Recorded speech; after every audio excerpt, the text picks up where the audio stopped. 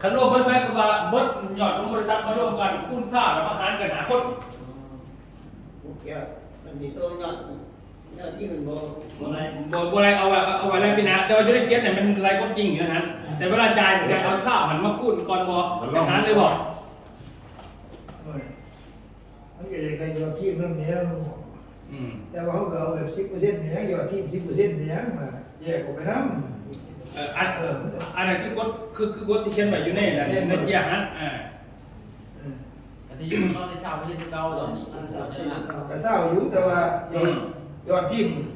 มันมีสิทธิ์ผู้ลงเรียกเฮ็ดเรียกหลายเด้แม่นบ่ล่ะผู้ลงเฮ็ดเรียกหลายเขาก็ได้ของเขาเด้ส่วนเขาผู้ลงเรียกน้อยก็แต่ตามที่รู้เช้ามันจะลงเรียกน้อยจะก็ได้น้อยมันหมอข้อไว้ก็คือถ้าเขาเอาตามนี่ก็เอาตามนั้นทำไมนะเขาเสนอซื้อแต่ถามว่าเขาว่าโอเคตามกฎใบยื่นก็เอาตามนั้นเลยเอาตามได้กี่แล้วมีโดนกันเป็นหนังไปเลยโดนโอเควันนี้เริ่มจ่ายได้ไขวิทย์เดือนนี้ก่อนเพราะว่าเดือนนี้มันกลายเดือนกลางมาแล้วตัวเลขมันไล่แบบบ่ได้ดิตัวกลางนี่เดือนที่4ต้นไปแม่นับตั้งแต่วันที่1เดือน4ไปโหลดแล้ววิทย์เดือน4ปุ๊บเดือน5ก็เริ่มจ่ายแล้วประมาณนั้นเริ่มจ่ายวันนี้เงินใครกันจ่ายบัดนี้ก็คือมันถ้าเป็นอาจารย์จ่ายมันสิมีแบบอยู่ซื่อๆบ่อยู่ซื่อๆเป็นอย่างนั้นเป็นเสร็จแล้วเสร็จจังได๋ก็เลยว่ากฎต่างๆตัวมันมีในนี้พุ่นเดียวนะเพราะเขาเสร็จจังได๋ตอนนี้นี่เดี๋ยวกิจกรรมของจังได๋ปีนี้เขาเอา20%ก่อนปีหน้าเขาจะเป็นตับกฎมันบ่พอแล้วมึงอาจารย์ตกลงว่าจะมึงกี่ผมก็ตกลงตามผมก็ตกลงคนเดียวผมก็เห็นบ่เป็นเด้มันต้องทีมเด้มันต้องคุยกันพวกโอเคเอาแบบบวกที่บ่เอาจังได๋มันต้องค้ำบ่ต้องโหวตหาคนนึงบ่สิหลายเอาจังได๋เอาเศร้ารวมปัญหาหรือว่าสิเอาจำกฎมือ2ผู้ใดมือ3พวกว่าจะได้เอาพวกว่าจะได้นะเอาสิหรือไงแต่สิเอาเดี๋ยวสิในฟังคนประจุนะเพราะว่านี่เฮาเอาไปขึ้นเนาะมันจะมีขอมีอย่างเด้อคนประจุเงินไขผู้ที่ถูก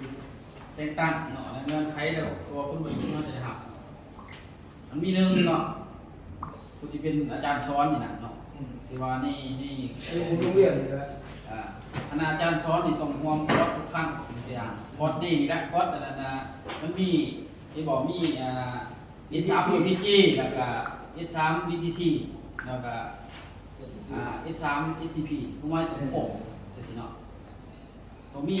ส่วนรวมนั่นนี่เห็นมั้ยชัวร์ให้ต้องมาร่วมว่าเดี๋ยวเก็บกันได้ป่วยไม่ช่วยครับไปบ่ฟังก่อนที่อาจารย์จะจบก่อนเนาะ2อาจารย์สอนต้องมีหัวข้อสอนผมมีขอสอนแต่ว่าขอยังกับจังหวะกันอยู่นะแต่ว่าต้องมีจุดหัวที่3นี่อาจารย์สอนนี่ต้องดูหัวของสอนทุกครั้งจะจบเวลามันมีกิจกรรมสอนอย่าง S3 นี่ตัว VTC ว่าสินะอาจารย์สอนผมดูหัวกันในทุกหัวไปถึงสอนกับยาวอาจารย์สอนผมก็ต้องอยู่อาจารย์พวกอาจารย์สันติสุขอาจารย์สันติต้องอยู่รองของกันจนจบซะ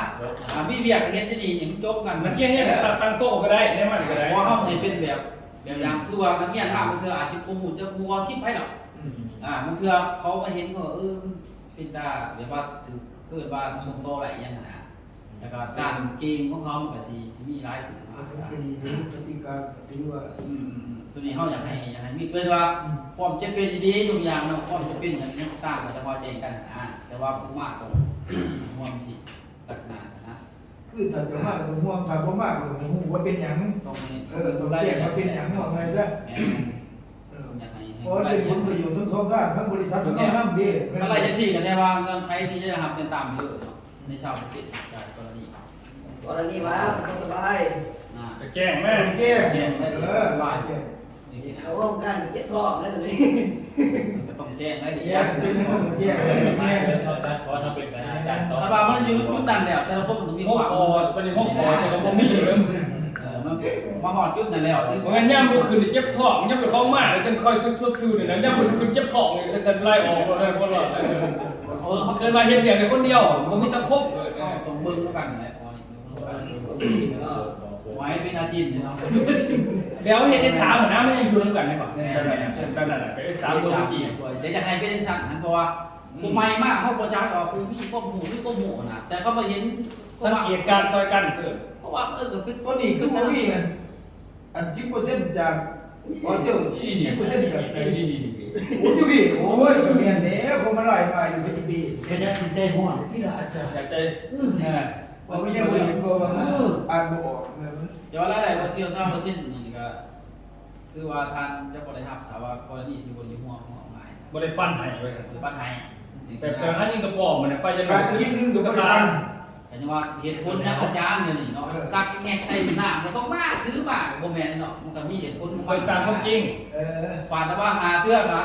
มันสบายเลยอยู่นี่แต่ว่ามันมี ได้ก็บ่สบายดี มันก็บ่แม่นนะแต่ว่ามันในยุตินะ คือบ่แม่นจะเจ็บเป็นบางทีเฮามีธุระจำเป็นจริงๆนี่เฮาก็ขออนุญาตได้เนาะตัวนี้เนาะบ่แม่น แต่ว่าผู้มากต้องเป็นห่วงไม่ได้ล่ะต้องเป็นห่วงกัน มาพวกนี้เนี่ยเอาโต๊ะก็ตั้งอยู่นี่แล้วก็เอาจอบพวกเนี่ยนางเขาจะเฮ็ดเบียร์เขาก็ได้ ไม่ได้ แต่ให้ เพราะว่าคนที่มาเยี่ยมเนี่ยเขาจะเกรงเขาหลังกำลังคือเขาผอมนี่ มันต้องเฮ็ด ต้องเขียนไปเขียนไปได้งานต้อง มีลงเวลาดิ แม่น่าต้องมี มันไม่ต้องละเอียดมาก มันเรียนต้องมีทะเบียนลงเวลาบัดมันต้องมีปืนลงเวลา ผมนี่แหละ เฮ็ดไว้ปืนลงเวลาต้องมีลงเวลาเขาเข้าเวลาไหน คือว่าต่อไปผมจะสแกนนิ้วมือไม่บอกลุงสองถ้าเราเรียนสอง เพราะว่าถามว่าท่านเฮาบ่ฮู้ได้ว่าเป็นยังไงมาจังไดเนาะมันก็มีลงเวลา ใส่สแก ย น กตัวอย่างว่าคืออาจารย์ มันนิ้วมือ อย่างว่าจิตนี่อาจารย์เขาบอกสบายเขาก็เขียนในไม้เห็ด แม่น ไปร่วมแขกมานำ คุณแล้วมันสิได้เอาบอลฟันอยู่แล้ว คนมันไม่เสร็จแล้วอ่ะ ผมเอาผมมาตีพยานได้ผม ไปร่วมแขกดิ ผมจะมีของไม้เห็ดที่ว่า แต่ เป็น ว่า จิต หาที่หาป่วยหากาย มันท้องร่วงหัวใส่ถุงมาห่วงนะเว้ย ให้เข้าใจทั้งสี่เนาะเพราะว่า มาก ให้เข้าใจนี่เนาะบางเทื่อคนที่มานั่งเฮี้ยงบางเทื่อรอบเนี่ยมันเป็นที่อุทานแต่รอบน้ำเป็นที่อุทานเหมือนภูเขานี่สิว่าเขาก็ยังเฮ็ดซวยก็ยังอันนี้นะมันต้องเข้าใจนั่นแหละเนี่ย แสดงว่าเฮ็ดปื้มโรงเรียนเฮ็ด2อันอันนึงคือคณะอาจารย์ลงอีกอันนึงคือลูกศิษย์ลง นี่ มัน มัน ต้อง มี มี ส ส อ อง งอัน มันมีอยู่แล้ว นี่เหรอบ่ มีอยู่แล้วมันมีแล้ว เพราะเขามีกลุ่ม มีตอนนี้มันแม่ตอนนี้มันจะใส่มาเท่านี้เขาเลยใส่มันมีอีกคน แล้ ละ วว่าเขาขนาดจะมีปื้มบ่จะลงได้เป็นอันนี้ เวลาแพ้เป็นรอบจะเห็น นี่แล้วพอมันได้จ่ายเศร้าเปอร์เซ็นต์นะครับตรงนี้ต่างนี่ติดตามเวลาคอร์สว่าเช้าพวกนี้มุงมาตีเนี่ยเรียกว่าเขาต้องสอนเกี่ยวกับบุคคล ถ้าสมมุติอย่างนี้ก็ได้ลงในสำหรับคณะอาจารย์ลงก็ได้ เขากี่ลูกเขาสิ มันต้องมีลายเส้นนะเว้ย ไล่เส้น มาชักโป่งดิ เพราะว่า เว ไม่ ลา ได้ เขาแกว่าเขามาคือเขารับราชการนี่แล้วว่าลงเวลาจะมาไม่ได้แล้วลง อันเดียว เส้ กัน นแหละอาจารย์ พอเวลาเขาสอนบางทีคืออาจารย์สอนอาจารย์สามารถยกเห็นว่านี่ทั้งห้องประธานเพิ่นทั้งท่านรองพ่อเพิ่นนี่เรื่องพ่อนี่เพิ่นลุกกันไปเขายกเห็นกูมานั่งเฮียนมันก็บ่กล้าอื่นว่ามันตั้งใจเพิ่นก็ยังเป็นระเบียบอย่างนั้น มันไปตั้งโต๊ะอยู่แคบหน้าห้องน้ำไม่ฟังเสียง พวกมันพวกขออย่างเดียวมันจะเป็นไงแต่ละคนไม่ว่าแต่ละคอร์สบอกว่าจะเป็น SBTC นึงสั้นๆให้มีเบิดบริเวณส่วนวางมีส่วนวาง ฝึกไปนั่งของง่ายสักเท่าไหร่เขาได้ฝึกกัน ไม่ ไป ได้ นั่ง ฝึกไม่ได้มือ คว้าบริษัท แนะนำวิศวะมามันซอยกันที่หน้าเขากรรมการเขาในบนกรรมการแล้วก็ต้องเป็นเบียกส่วนร่วมทีมงานมากต้องปั่นต้องกันเป็นที